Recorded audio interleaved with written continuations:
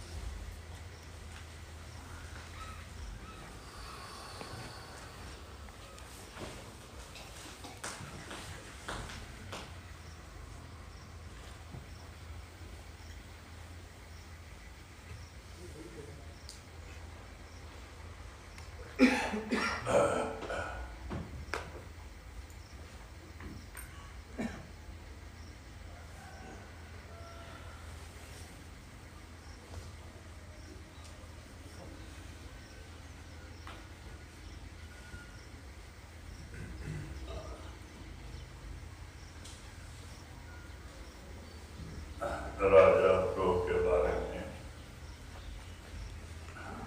लोग कहते हैं कि ध्रुव राजा ध्रुव के पिता के दो रानियां थी। बड़ी रानी का लड़का ध्रुव था और बाद में राजा ने दूसरी शादी किया और राजा का प्रेम छोटी रानी के ऊपर ज्यादा था। About King Dhruv, he was born to a king. He was the son of the elder wife of the elder queen of the king, and the king, however, had greater love and affection for the younger queen, and she had another son. तो वो बड़ी रानी उस समय गर्भवती थी, तो उसको वहाँ इज्जत और मान पान नहीं मिलने के कारण से उसको बड़ा बुरा लगता था और वो नाराज होकर के उसके अंदर थोड़ी भक्ति भाव थी। एक दिन वो घर से निकल गई। So when the elder queen did not find that much love and affection being given by the king, and she was more inclined for devotion, and she was bearing a baby, so she decided to leave the kingdom. और राजमहल छोड़ के थोड़ा दूर एक जंगल था नदी के किनारे, और वहाँ चली गई और जंगल में जाके झोपड़ी बना के मालिक के ध्यान और भजन में रहने लगी। So she left the luxury of the palace and she went and stayed in a nearby river, next to on the banks of the river. She built a hut and then she started staying and doing her devotion. तो ध्रुव वहीं पैदा हुए और ध्रुव का पालन जंगल में हुआ, और उसके जो लालन पालन उसकी माँ करती थी वही थोड़ा बहुत उसको भाषा का ज्ञान देती थी। So Dhruv was born there and he grew up in the forest, and his mother only gave him his teachings and taught him the languages, and she only was his tutor. तो इस तरह से ध्रुव जब 5 साल के हुए तो एक दिन वो माँ से पूछते हैं कि माँ हमारा पिता कौन है। So when he was 5 years old, Dhruv asked his mother as to who his father was. तो माँ कहती है कि बेटा यहाँ से 5 किलोमीटर दूर और जो सामने राज दिखाई देता है वहाँ के राजा वही तुम्हारे पिता है। So she told him that about 5 kilometers away you see this kingdom. The king of that kingdom is your father. तो एक दिन ध्रुव खेलते खेलते राजमहल के पास पहुँच गए और धीरे धीरे अंदर चले गए तो राजा अकेले बैठे थे। उन्होंने बड़े लड़के को देख के बड़े खुश हुए और ध्रुव को उठा के गोद में बिठा के प्रेम करने लगे। So once he playfully went to the kingdom, he went to the palace and he went inside the palace.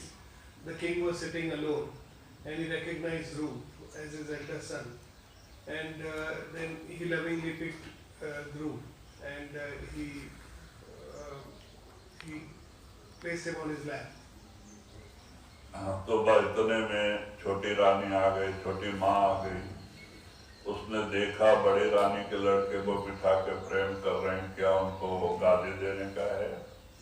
तो उसको गुस्सा आया और उसने उस लड़के का हाथ पकड़ के नीचे गिरा दिया। So meanwhile the younger queen came, and when she saw that Dhruv was sitting on the lap of the king, she felt that perhaps he is trying to give the kingdom to Dhruv, and so she pulled the hand of Dhruv and removed him from the lap of the king. तो ध्रुव को बड़ा बुरा लगा और रोते रोते वहां से माँ के पास पहुंचे और माँ के पास आके कहते हैं कि माँ तू सच बता, तू रानी है या दासी है? So Dhruv felt very bad, and crying he returned to his house. And there he asked his mother that you tell me the truth. Are you really the queen or are you just a maid in that kingdom? तो माँ ने सोचा अब इस लड़के के मन पे लग गई है, अब जो भी कहूँगा उसे ब्रह्म वाक्य होगा, और वो उसे भक्ति की तरफ मोड़ना चाहती थी। तो ध्रुव से कहती है माँ कि बेटा मैं रानी जरूर हूँ, लेकिन मैंने पिछले जन्म में उस मालिक की भक्ति नहीं की, सुमरन नहीं किया, इसीलिए मुझे राज सुख नहीं है। So his mother now felt that he was in a very delicate state of mind, and whatever she says will be taken very seriously by him, and she wanted to have his bent towards devotion. So she told him that yes, I am indeed the queen, but because I had not done enough meditation, enough simran in my earlier life, I have to go through these difficulties in this life. तो इनके दिल में लगी थी, और ध्रुव कहता है कि अच्छा माँ बता, ये राज्य मुझे कैसे मिलेगा। So then that affected Dhruv, and he asked his mother that how will I then get this kingdom? तो माँ कहती है बेटा वो राज्य क्यों कर लेके क्या करेगा, जो 4 दिन के चांदनी फिर अंधेरा, एक दिन साथ छोड़ देना है। तो अगर उस मालिक के भजन सुमरन भक्ति करेगा, सुमरन करेगा, तो वो मालिक नारायण तुझे शाश्वत राज देगा। So his mother told him that what will you do of such a small kingdom which is going to be with you for but a few days? Instead you do the devotion of God Almighty, and Narayan, God will bless you and give you a permanent kingdom. तो उसके दिल में वही ब्रह्मवाक्य हो गया, और ध्रुव कहता ठीक है, मैं नारायण की भक्ति करके शाश्वत राज जी लेना, मुझे ये राज नहीं चाहिए। और वहां से वो तपस्या के लिए निकल पड़ा। So then he told his mother that okay, then I will do the devotion of Narayan, Lord Narayan, and I will work towards that. So he left his house to start his austerities for Lord Narayan. तब राजा को गुप्तचर के जरिए पता चला कि उनका 5 साल का लड़का ध्रुव तपस्या के लिए निकला है। The spies of the king informed the king that your son is going in the forest for doing his austerities. तो राजा घोड़े पर बैठ के उनको बड़ा दिल में लग गया, और वो घोड़े पर बैठ के वहाँ घोड़ा दौड़ाते हुए ध्रुव के सामने आ पहुंचे। आगे उस ध्रुव को रोक के कहते हैं कि बेटा, तपस्या करने की उम्र तेरी नहीं है, तू छोटा है, और क्रूर जानवर होते हैं जंगल में, वो तेरे को मार डालेंगे, तू वापस आ जा, आधा राजपाट अभी लिख देता हूँ। So the king immediately took his horse and went to stop and dissuade Dhruv from going for these austerities. And he confronted Dhruv, and he told him that you should not go in the forest, and this is not your age of doing austerities. And there are also very fearful animals in the forest, they will also eat you. So don't do all of this, you come back with me, and just in this instance I will write half my kingdom in your name. तब ध्रुव को और भी खुशी हो गई कि अभी तो मैं कदम निकाला था तपस्या के लिए, तो आधा राज मिल रहा है, अगर तपस्या करूंगा तो जरूर शाश्वत राज मिलेगा। So Dhruv was more reassured that on the first step of his devotion, the path he took, he had already got half the kingdom, and he was now very sure that if he indeed did the devotion of Lord Narayan, he will get a permanent kingdom. तो वो पिताजी से कहता है, मैं नारायण की भक्ति करना और शाश्वत राज ही लेना, ये राज मुझे नहीं चाहिए। So he said, no, nothing doing, I am going to go and do my austerities, I don't want your kingdom. तो राजा के दिल में और भी लग गया कि इसको कितना दुख हुआ होगा, इसके दिल पे क्या बीती होगी। तो वो जो है कि सामने बैठ के और कहते हैं, बेटा ये तेरी तपस्या करने की उम्र नहीं है, तू लौटा, मैं तेरे को पूरा राजपाट देके आज मैं तपस्या को चला जाता हूँ। So the king felt very sad, and he thought that indeed Dhruva has really felt very badly about the treatment that we had given him. So he sat before Dhruva and he told him that this is really not your age to do austerities. You go and rule my kingdom. You take my full kingdom and rule it. I will go for the austerities. कहता नहीं, माँ का वाक्य ब्रह्म वाक्य, कहता नहीं, नारायण देना, मैं शाश्वत राज ही लेना, मुझे ये राज नहीं चाहिए। और वो ऐसे ही आगे चलता गया, राजा दुखी दिल से फिर वापस आए, तो ऐसे ही चला जा रहा था। अब गुरु के बगैर मुक्ति नहीं है, और बेचारे को कोई गुरु नहीं, कैसे तपस्या करना उसका पता नहीं। तो नारद बीच में प्रकट होके उसको एक पेड़ के नीचे बिठा के उपदेश देते हैं। So Dhruv said no, because the statement made by his mother had become his resolve that he will do the devotion of Lord Narayan and get a permanent kingdom. So he said, no, I don't want your kingdom, and he continued on his journey in the forest. The father, the king, returned disheartened to his kingdom, and as Dhruv was going, he had no idea of how to do his austerities, and without a guru one cannot do the devotion. So Narad Muni appeared, and Narad Muni then gave him initiation on how he has to do his practices. और कैसे तपस्या करना वो तरीका समझाया कि जाओ what वृक्ष के नीचे एक पैर पे खड़ा होके तपस्या करो, नारायण नारायण का जाप करो, नारायण जरूर प्रकट होके तुम्हें शाश्वत राज देगा। So Narad Muni told him that you go and stand below this particular tree, and then you stand on one foot and you do the Simran, you do the repetition of the word Narayan, and when you do that, Lord Narayan will definitely appear for you. तो बाद में ध्रुव गए और नारद अपने गुरु के बताए हुए के अनुसार एक पैर पे खड़ा होकर एक बट वृक्ष के नीचे तपस्या शुरू किया, नारायण नारायण का जाप करते बहुत घोर तपस्या किया। उसकी आधी उम्र हो गई तपस्या, खड़े खड़े तपस्या में, तब जाके नारायण अंदर प्रकट हुए। भाई क्या चाहिए? हमें शाश्वत राज चाहिए। तो नारायण कहते हैं मैं बहुत खुश हूँ, तुम्हें शाश्वत राज मिलेगा, लेकिन पहले तुम्हारे पिता का राज्य तुम्हारे भाग्य में लिखा है, तुम जाओ और पहले वो राज्य करो और फिर शरीर छोड़ने के बाद मैं आपको शाश्वत राज दूंगा। So then he started his penance, and Dhruv spent half his life doing that penance on one foot and doing the repetition of Narayan.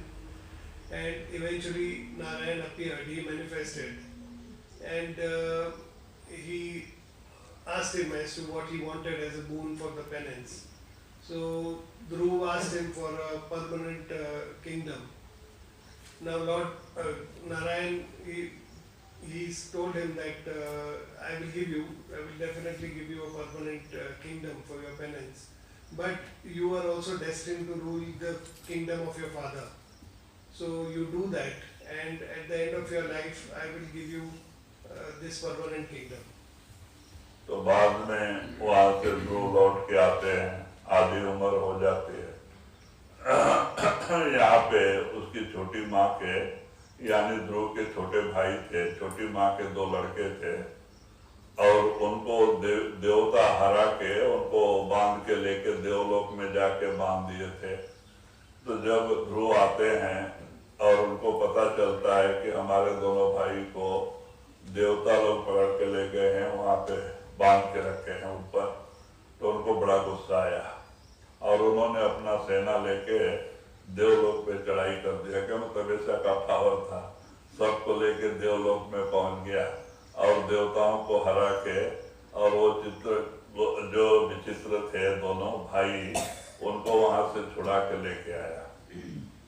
So then he returned to that kingdom, and there he found that the younger queen had 2 sons, and these sons had been enslaved by the gods, and they had been taken and enslaved in the heaven by gods. So this got him very angry, and he had the power of his penance. So he collected his army and he attacked heaven for freeing them, and he freed them. He freed both of them there. और देवताओं को हरा के भाइयों को छुड़ा के लेके आया, और वो बहुत दिन तक उन्होंने यहाँ राज्य किया, और ध्रुव ने बहुत अच्छा राज्य चलाया। उनके राज्य में प्रजा बहुत सुखी थी। हाँ, कहते हैं कि देखो ये सब कैसे हुआ, एक माँ के संस्कार डालने से।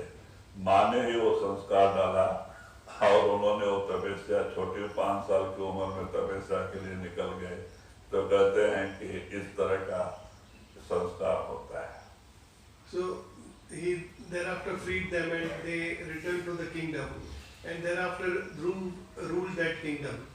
And he was a great ruler, and all his kingdom was very happy and pleased with his rule.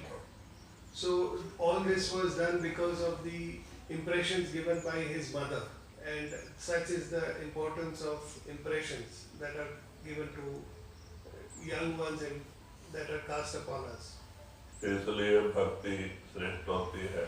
भक्ति के बल पे ही एक पापी आत्मा कर जाती है और अच्छे जगह ऊपर के मंडलों में जाके वासा पाती है। तो चाहिए कि भक्ति किए बगैर काम पूरा नहीं होता है। जो कोई भी पाया है भक्ति के जरिए ही पाया है। And devotion is a very important part, and it is only with devotion that sinners have been freed from this place and they have gone into higher planes, and they are having better positions in those planes because of the devotion that they have done. तो समय बहुत अच्छा है, वातावरण शांत है, हमें इससे फायदा उठाना चाहिए।